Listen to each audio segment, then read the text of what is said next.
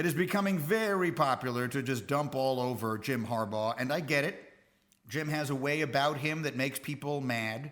It makes people sometimes a little bit uncomfortable. He's not the easiest person to deal with. And so I get why people sort of take some glee in knocking him down. And I was reading after Michigan lost to Michigan State this weekend, Pete Thamel had a column on Yahoo Sports in which he wrote, "Michigan has failed its brand and history so resplendently that opposing fan bases are openly rooting for Harbaugh to get a lifetime contract." Let's consider that for a minute. Has Michigan failed its brand and its history so resplendently? I would argue they have not. Jim Harbaugh is being belittled, criticized, and diminished because of a false perception about the program that he leads, which is to say, the University of Michigan is not and has not for a very long time been among the truly elite football programs in America. That was true before Harbaugh got there. It is true today, and it will probably be true long after he leaves. Do you know the last time Michigan won an outright national championship in college football? Anyone want to take a guess? Bubba, anybody? Last time they won an outright championship in college football was 1948. Do you know how many titles they've shared since then? 1.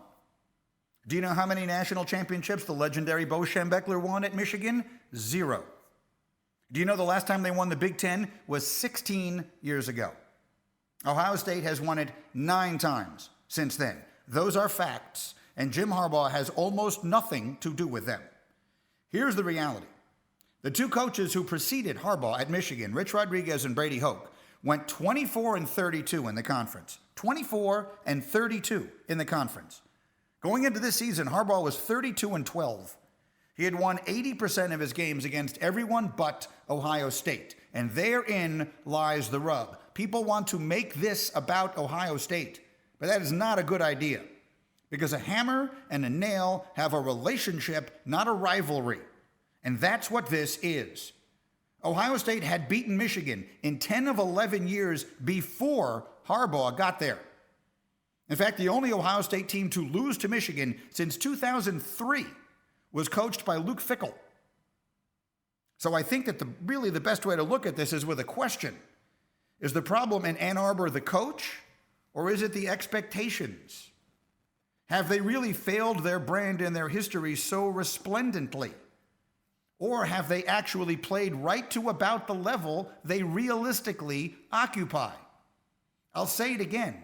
They have shared one national championship since 1948. They shared it that one year. They've not won an outright championship since 48. So this idea that they should be winning the championship every year or Harbaugh has not lived up to expectations, what are the expectations? Whose are they? Who is it that is realistically expecting them to do that?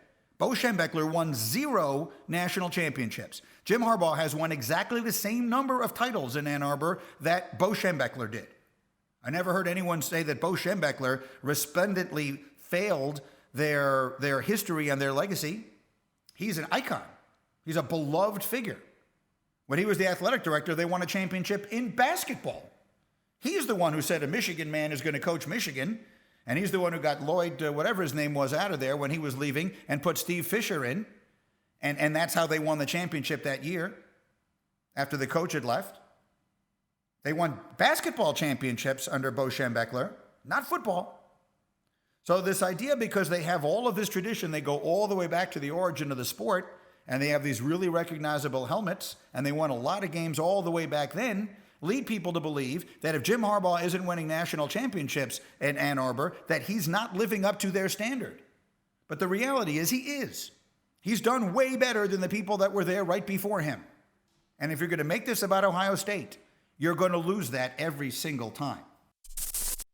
Thank you for watching ESPN on YouTube. For live streaming sports and premium content, subscribe to ESPN+.